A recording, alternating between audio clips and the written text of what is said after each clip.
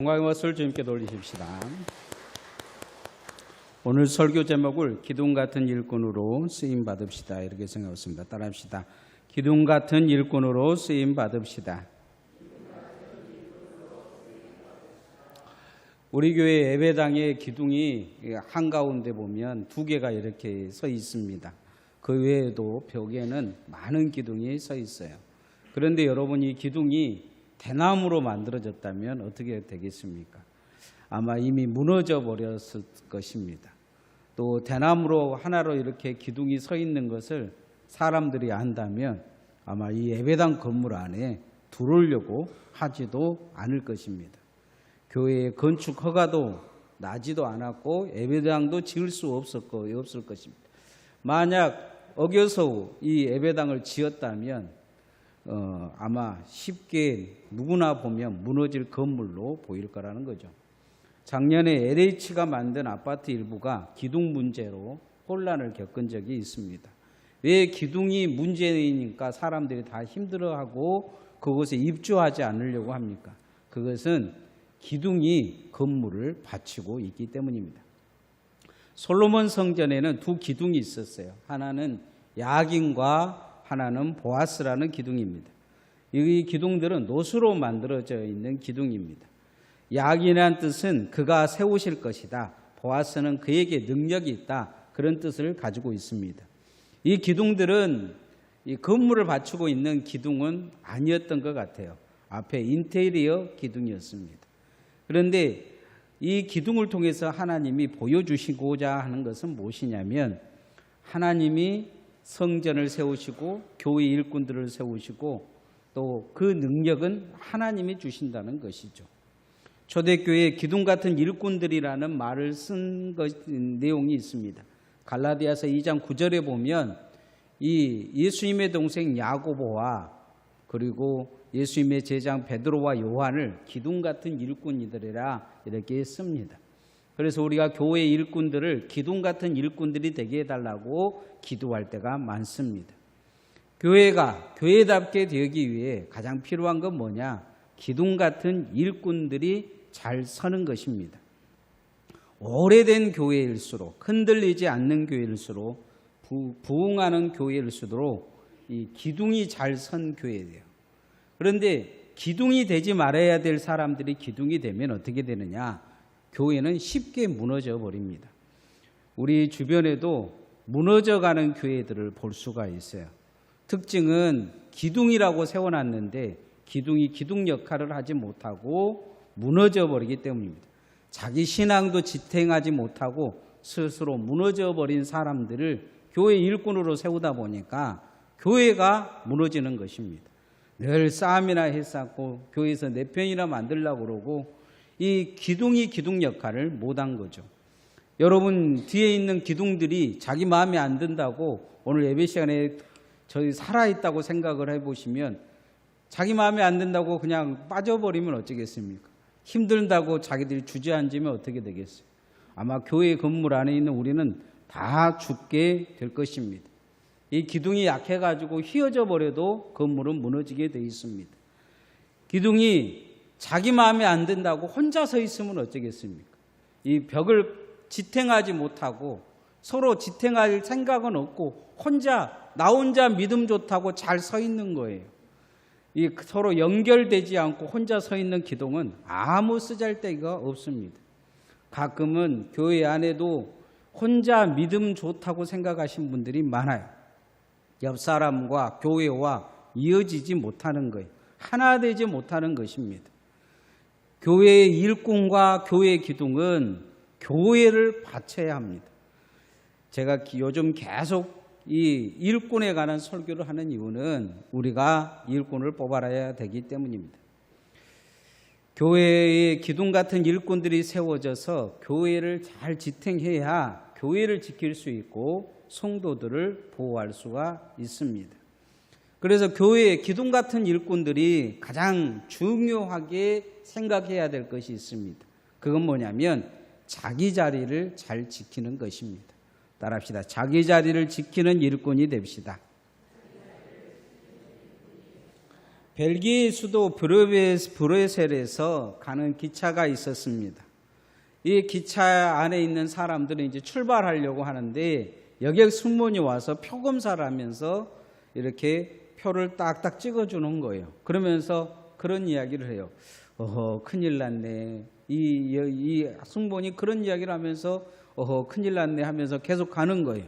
그러고는 그 한 칸을 다 이렇게 표 검사를 하고 나서 자기에게 그 승객들에게 자기를 주목하라고 하는 것입니다. 그러면서 뭐라고 이야기했냐면 승객 여러분, 여러분은 지금 기차를 잘못 탔습니다.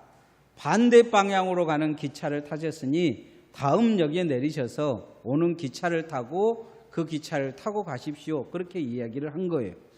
그러자 승객들은 의아해했어요. 왜냐하면 기차를 타자마자 그 운전사가 하는 말이 이 기차는 브뤼셀로 가는 기차입니다. 이렇게 이야기하더라는 거예요. 그래서 사람들이 웅성웅성한 거예요. 저 승무원이 사기꾼인갑다. 그러면서 우리 가는 기차가 확실한지 확인해 보자. 이저 사람이 일어나서 이야기하고 이제 다른 그 여객차에도 이야기하고 그러다 보니까 무슨 일이 일어났는지 정확히 드러난 거예요. 이유는 이 승객들이 잘못한 게 아니고 승무원이 잘못한 거예요. 승무원이 기차를 잘못한 거죠. 승무원이 기차를 잘못 타가지고 다른 기차에 여객 그 승객들의 표를 검사하면서 그 승객들에게 기차 잘못 탔다고 이야기한 것입니다. 여러분, 승무원이 잘못 탔기 망정이지 만약에 이 운전사가 잘못 탔으면 어떻게 했습니까? 거꾸로 가서 아마 이 기차는 아마 큰 사고를 냈을 것입니다. 모두가 옳다고 생각하는 방향으로 자신들이 생각하는 그 삶의 생각을 가지고 달려갈 때가 많습니다. 이유는 자신이 질서의 중심에 있다고 생각하기 때문이에요. 그러나 세상은 그렇지 않습니다. 우리는 세상의 질서에 올라타서 함께 가고 있습니다. 이 승무원은 자신이 질서라고 생각하니까 남들이 다 틀렸다고 생각을 하는 거죠. 그러나 본인이 틀렸다고 인정할 때까지는 시간이 많이 걸렸을 것입니다. 오늘날 우리가 살아가는 세상은 질서에 맞게 돌아가게 되어 있습니다. 교회도 마찬가지입니다. 하나님의 일꾼을 세운 주된 목적은 어디에 있느냐? 그 사람을 뛰어나게 하기 위해서 세운 것이 아닙니다. 교회에 질서를 세우기 위해서 그렇게 세운 것입니다. 건물을 지을 때 가장 기둥을 먼저 세운 이유가 있어요. 그건 뭐냐면 기둥부터 세우지 않고 다른 것을 세우면 무너져 버리기 때문이에요. 질서가 세워지지 않기 때문입니다. 건물을 건물답게 질서 있게 세우기 위해서는 기둥을 먼저 세워야 합니다. 사도 바울은 골로새 교회가 이 질서가 세워진 교회임을 칭찬하고 있습니다.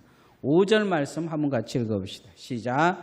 이는 내가 육신으로는 떠나 있으나 심령으로는 너희와 함께 있어 너희가 질서 있게 행함과 그리스도를 믿는 너희 믿음이 굳건한 것을 기쁘게 봄이라. 오늘 성경의 말씀으로는 바울 사도가 떠나 있어도 이 교회가 흔들리지 않는다는 거예요. 그리고 질서 있게 행한다는 것입니다. 왜 질서 있게 행하냐? 이 교회는 이 빌레몬이라는 그런 기둥 같은 일꾼이 서 있었기 때문입니다. 세상 전체도 질서가 중요하지만 교회도 질서가 아주 중요합니다. 제가 23살 때 이 사역한 교회가 있어요. 그때 교육전도사로 사역을 했는데 시골 교회라 교회에서 이렇게 사택을 방 하나를 얻어줬어요. 일찍 와서 사역을 하라고. 그게 너무 고마워서 제가 금요일 날이면 갔어요. 금요일 날 가가지고 그 교회에서 그 교회 가서 잠자고 토요일 날 새벽같이 일어나가지고 전도를 열심히 했습니다. 애들 신방도 하고 또 저녁에는 토요일 날 저녁에는 애들 불러다 다 성경 공부도 시키고 주일 날 저녁 늦게까지 뭐 하다가 그렇게 왔어요. 그 결과 교회 학교도 이렇게 부흥하고 중고등부도 청년부도 부흥을 했어요. 그런데 어느 순간 지나니까 매번 목사님이 불러서 혼을 내는 거예요. 제 생각에는 제가 잘한다고 하는데 목사님은 뭐 사사건건 문제가 있다고 이 얘기를 하셔요. 그리고는 연말이 됐는데 목사님과 장로님이 저 때문에 싸우는 일이 일어났어요. 결국 저는 내가 이 교회를 떠나야 되겠다 생각하고 교회를 이제 사임하고 제가 강주에 와서 출소자들과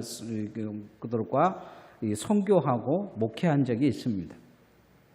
그때는 제가 왜 사임을 해야 되는지를 잘 몰랐어요. 그냥 사임해야 되겠다. 이 교회가 싸우니까 나 때문에. 그리고는 사임을 하고 무슨 생각이 들었냐면 그때 그 담임 목사님이 사꾼처럼 보였어요.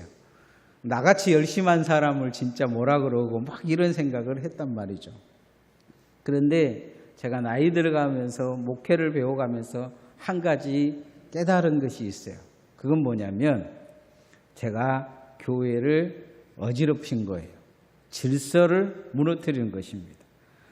제가 목사님에게 보고 하나도 안 하고 제 마음대로 했어요.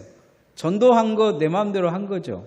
아무 집에나 막 신방 가고 애들 신방 가다 보니까 어른 신방들도 다 한 거예요. 그러고 나서 이제 수련회도 그렇게 되고 내가 성경 공부한다고 애들 불러다 청년들 불러다가 목사님이 교재도 안 보여주고 성경 공부를 한 거죠. 지금 생각해 보면 한참 성경 공부하고 있는데 목사님이 교재 가져와 봐라고 그러신 것 같아요. 그래서 교재 가져다가 보고를 했어요. 질서를 무너뜨린 거죠. 열심히 한 걸 나무란 게 아니고 질서를 지키라고 요구하신 것 같아요. 늘 그 이야기가 안 들린 거죠. 내가 열심히 하니까 식이 나서 그런 거지. 내가 열심히 하니까 그냥 자기가 열심히 안 하니까 그냥 나 못 살게 굴어서 쫓아내려고 하는 거지. 그런 생각이 마음속에 든 거예요. 그러다 보니까 더 믿고 더 오기로 더 열심히 하고 그랬던 것 같아요. 그 뒤로 그 교인들이 그 저를 기억하는 것은 좋은 기억을 가지고 있지는 않아요. 물어보면 다른 이야기를 해요. 왜냐하면 교회를 어지럽혔던 교육전도사라고 이야기하고 있는 거예요. 오늘 고린도전서 14장 40절 말씀 한번 같이 읽어봅시다. 시작. 제가 고린도전서 14장 40절 말씀이 아니고 제가 그 말씀이 있어요. 이 말씀을 제가 읽어드릴게요. 모든 것을 적당하게 하고 질서대로 하라. 이런 말씀이 있어요. 고린도 교회에 하신 말씀이에요. 고린도 교회는 은사주의 운동이 아주 강하게 일어난 교회였어요. 어떤 사람은 치유 은사가 있고 어떤 사람은 예언의 은사들도 있었어요. 치유 은사는 자기가 치유 은사가 있다고 병든 사람들을 막 고치고 다녔을 거예요. 예언의 은사가 있다는 사람은 자신이 예언의 은사 있다고 아무 말이나 그냥 하고 다녔을 거예요. 그러다 보니 교회가 질서가 없어진 거예요. 엉망진창이 된 거예요. 그리고는 끼리끼리 모이기 시작을 해요. 편을 나눈 거예요. 누구는 바울파다, 누구는 베드로파다, 누구는 아볼로파다 그렇게 한 거죠. 바울 사도는 그렇게 이야기해요. 은사 중에 가장 큰 은사는 사랑의 은사인데 정말 그 사랑의 은사를 가지고 질서를 세우라 요구하고 있는 것을 볼 수가 있습니다. 많은 교회가 열심히 있는 교인들 때문에 힘들어요. 힘들어해요. 그리고 힘들어하고 있고 어떤 교인은 그 교인들 때문에 교회가 무너져가고 있어요. 교회 가서 보면 열심히 있는 교인들끼리 싸우지 교회에 잘 나오지 않는 교인들이 교회 와서 싸우지는 않아요. 최전방에서 주님 위해서 죽기 살기로 한다는 사람들이 싸워요. 그런데 이 사람들의 특징은 뭐냐? 질서를 지키지 않는다는 거예요. 모든 것을 자기 질서 아래 두려고 애를 써요. 내 질서 아래 안 들어오면 다 적인 거죠. 예수님의 교회도 무너뜨리고 내 질서 안에 무릎을 꿇히려고 해요. 자기 자리를 이탈해버린 것입니다. 하나님의 일꾼은 자기 자리를 잘 지키는 것입니다. 교회에 누가 기둥이 돼야 되느냐? 뭐 많은 일을 하는 사람이 교회 일꾼이 되는 것은 아니에요. 하나님이 일꾼들 세우는 거 보면 자기 자리 잘 지킨 사람들이 일꾼 세워요. 하나님의 뜻이 있는 것 같아요. 교인들은 뭐 뒤에서 일을 하니 많이 시끄럽게 하는데, 그러나 하나님은 그렇지 않아요. 하나님은 교회를 세워야 되기 때문에 교회 일꾼을 세우는데 어떻게 세우느냐? 충성되이 자기 자리를 지키는 사람들을 세워가시는 거예요. 여러분이 하나님이 주신 그 자리에 충성된 일꾼으로 서기를 소원합니다. 두 번째, 우리에게 하나님께서 요구하신 것이 있어요. 그건 뭐냐면 주님 안에서 신뢰받는 사람으로 드러나는 일꾼이에요. 따라합시다. 주님 안에 신뢰받는 일꾼이 됩시다. 한국의 석학으로 불림을 받았던, 지금은 천국에 가셨던 이현 교수라는 분이 있습니다. 이분이 쓴 책 중에 아들이여 이 사나라라는 책에 이런 이야기가 있습니다. 시골에 수염이 아주 길게 난 할아버지가 있었어요. 그런데 이 할아버지를 늘 보면서 그 마을에 사는 어떤 아이가 궁금한 거예요. 저 할아버지가 잠잘 때 저 수염을 이불에 넣고 잘까 밖에 꺼내고 잘까, 이게 궁금한 거예요. 그래서 할아버지에게 물었어요. 할아버지, 잠잘 때 수염 안에다 넣고 자세요? 밖에다 꺼내놓고 자세요?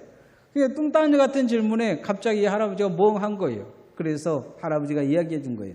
얘야, 미안하다. 내가 넣고 잔지 꺼내고 잔지 모르는데 오늘 저녁에 보고 내일 이야기해 줄게. 그런 거죠. 그러고는 이제 그날 저녁에 수염이 걸리기 시작한 거예요. 그래서 한번 이제 안에다 넣고 자보려고 이불 속에 넣었어요. 그러니 너무 불편한 거예요. 또 밖에다 넣고 이렇게 잡았어요. 그랬더니 너무 허전한 거예요. 밤새 수염을 안에다 넣었다가 밖으로 빼냈다가 그러다가 잠이 들고 그 다음날 넣었는지 뺐는지를 모르는 거예요. 이 이야기를 이현 교수님이 이 책에 하고 싶어 하시는 내용은 뭐냐면, 교인들이 교회를 다니긴 하는데 예수 안에 있습니까? 예수 밖에 있습니까? 물어보면 예수 안에 있는지 밖에 있는지, 날마다 삶이 이제 그렇다 보니까 이게 아닌지 밖인지 구별이 안 된다는 거예요. 진리 안에 있는지 진리 밖에 있는지 물어보면 헷갈린다는 거죠. 여러분, 구원 받았습니까? 구원 받지 못했습니까? 오늘 죽어도 천국 갑니까? 못 갑니까? 이게 세례 받을 때 제가 물어보면 답을 못해요, 아이들이. 교회는 어려서부터 계속 다녔는데 예수 안에 있는지 없는지 잘 모르는 거죠. 성도는 주님 안에 발견되어야 합니다. 바울 사도는 자기가 주님 안에 발견되기 위해서 빌립보서 3장 7절에서 9절에 그러나 무엇이니 내게 유익한 것을 내가 그리스도를 위하여 다 해로 여길 뿐인더러 또한 모든 것을 해로 여김은 내 주 그리스도 예수 안에 아는 지식이 가장 고상하기 때문이라. 내가 그를 위하여 모든 것을 잃어버리고 배설물로 여김은 그리스도를 얻고 그 안에서 발견되려 함이니. 이렇게 말씀하고 있습니다. 좀 긴 내용이죠. 무슨 내용이냐면 지금까지 공부하고 그렇게 죽기 살기로 예를 쓰면서 뭐가 되기 위해서 세상 지식을 다 얻었던 그것을 다 배설물로 똥처럼 버려버렸다는 거예요. 그건 뭐냐? 그걸 버려야 예수님을 채울 수 있기 때문이에요. 그리고 그것을 통해서 예수님 안에 있는 나를 발견하기 위한 것이다. 이렇게 말씀하고 있어요. 예수님 안에 있는 나, 이게 발견되어져야 된다는 거죠. 여러분은 예수님 안에 있는 여러분이 보이십니까? 예수님 안에 있는 내가 보여야 돼요. 내 삶에, 내 말에, 내 지식에 예수님 안에 있구나 내가. 이게 보여야 된다는 거죠. 대부분의 사람들은 예수님 안에 있습니까? 하면 예 하지만 그럼 예수님 안에 있는 증거가 뭡니까? 당신의 말이 예수님 안에 있습니까? 당신의 삶이 예수님 안에 있습니까? 당신의 믿음이 예수님 안에 있습니까? 하면 흔들린다는 거죠. 자신 있게 말을 못한다는 것입니다. 예수님 안에 발견되고 드러난다는 것은 예수님으로 우리가 구원받았다는 것입니다. 그리고 내가 예수님의 복음의 증인으로 지금 살고 있다는 것입니다. 예수님의 십자가를 바라보고 주님이 내게 주신 직분과 십자가를 지고 잘 뒤따라가고 있는 제자라는 말씀입니다. 교회에서 그렇게 또한 인정받는 일꾼이라는 것입니다. 여러분이 그렇게 예수님 안에 드러나기를 소원합니다. 오늘 바울 사도는 그런 사람으로 자기 이 골로새 교회가 서기를 원하고 있습니다. 2장 6절 말씀 한번 같이 읽읍시다. 시작. 그러므로 너희가 그리스도 예수를 주로 받았으니 그 안에서 행하되. 예수를 주로 받았으니 그 안에서 행하라는 거죠. 그 안에서 행하라는 것입니다. 바울 사도의 이 서신에 보면 엔 크리스토스라는 낱말을 씁니다. 그리스도 안에서, 예수 안에서, 이걸 되게 강조하고 있어요. 성도는 예수 안에 있어야 합니다. 특히 교회 일꾼은 예수 안에 분명히 있는 사람으로 드러나고 인정돼야 합니다. 여러분, 전쟁을 하고 있는데 다른 곳에 편지를 보내기가 힘드니까 말 몇 마디를 이렇게 적어서 정보를 보내야 된다고 생각하면 여러분 누구를 보내겠습니까? 가다가 겁이 나서 도망갈 사람은 보내지 않을 것입니다. 도착해서 딴소리 할 사람도 보내지 않을 거예요. 자기 생각 이야기해버리는 사람 보내지 않을 거예요. 자기 생각보다 중요한 것은 먼저 정확한 전달을 해줄 사람을 보낼 것입니다. 적군에게 가서 항복하고 줄줄 정보를 다 불어버릴 사람도 보내지 않을 것입니다. 그 말에 신뢰가 있고 삶에 신뢰가 있는 사람, 죽어도 배반하지 않을 신뢰가 있는 사람을 보낼 것입니다. 가장 믿을 만한 사람들을 보낼 것입니다.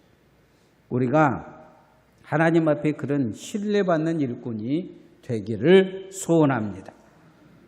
그 사람이 바로 주님 안에 교회의 기둥으로 서야 될 사람들입니다. 우리가 그런 마음으로 기둥되기 위해 애를 써야 될 것입니다.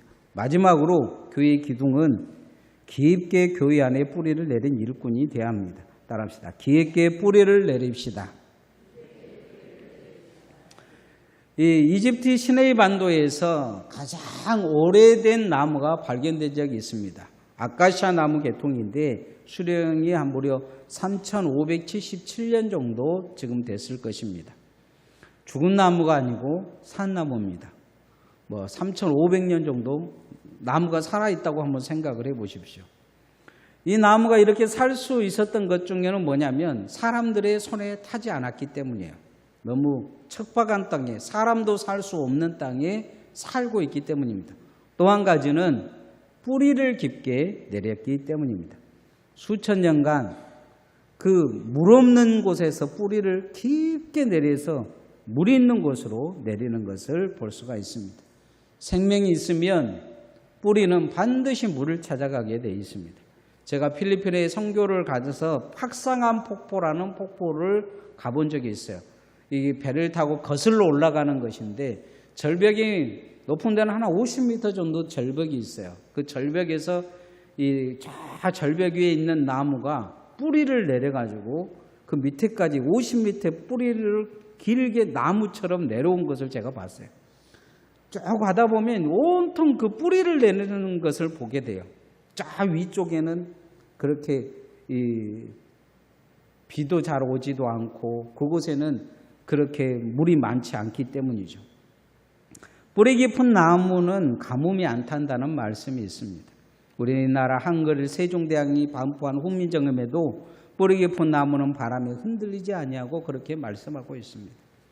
고대부터 나무는 뿌리가 중요함을 이야기를 합니다.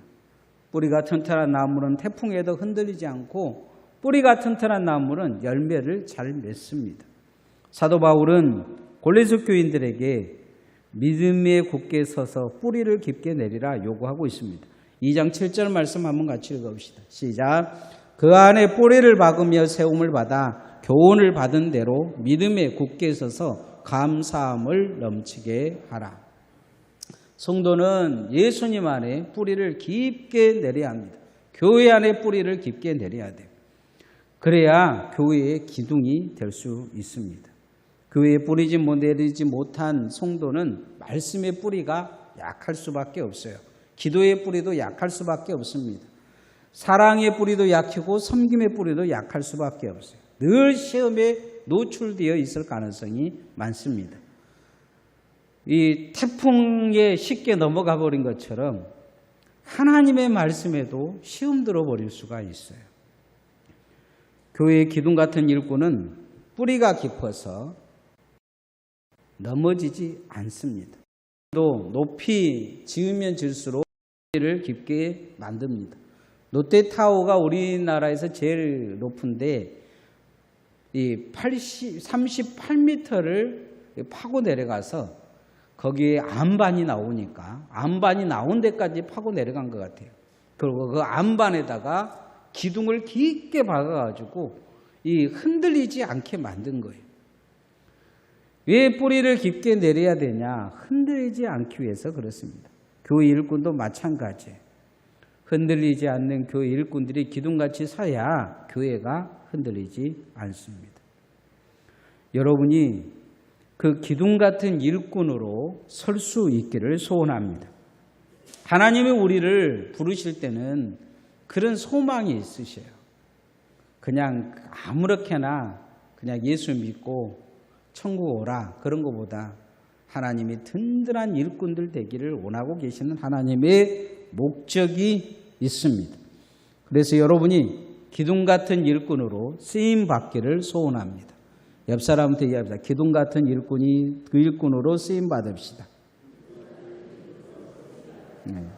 저는 여러분이 다 장로님도 되고 안수집사님도 권사님도 됐으면 좋겠어요.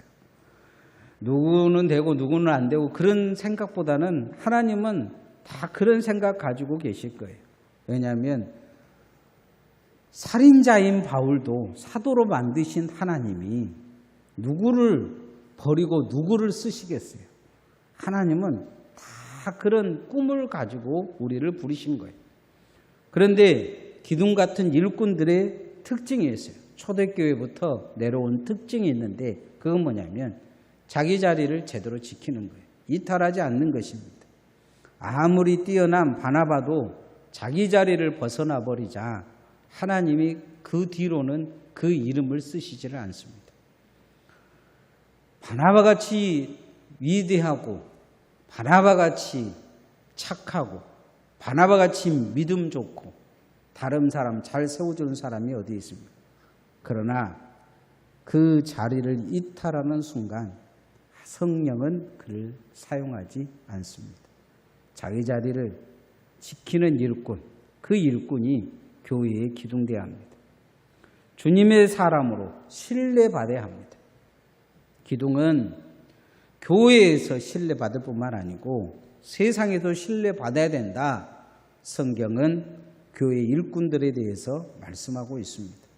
그래서 우리는 신뢰받은 일꾼이 되기 위해 사랑하고 협력하고 섬기고 나누는 일꾼이 되려고 마음을 먹어야 합니다. 마지막으로 기둥은 뿌리를 깊게 내리고 있는 것입니다. 여러분이 보시기에 이 기둥은 우리가 보는 기둥들은 겉으로 보기만 땅 위에 있는 것 같지만 바닥은 땅에 있어도 이 기둥들은 다른 건물보다도 더 깊게 들어가 있습니다. 자, 땅 밑에서 보이는 모대도 5m에서 10m부터 시작을 할 거예요. 이 기둥들은. 왜냐하면 무너지면 안 되기 때문이에요. 우리가 교회 안에 깊게 뿌리를 내린 일꾼 돼서 기둥 같은 일꾼으로 주님 앞에 쓰임 받을 수 있기를 소원합니다.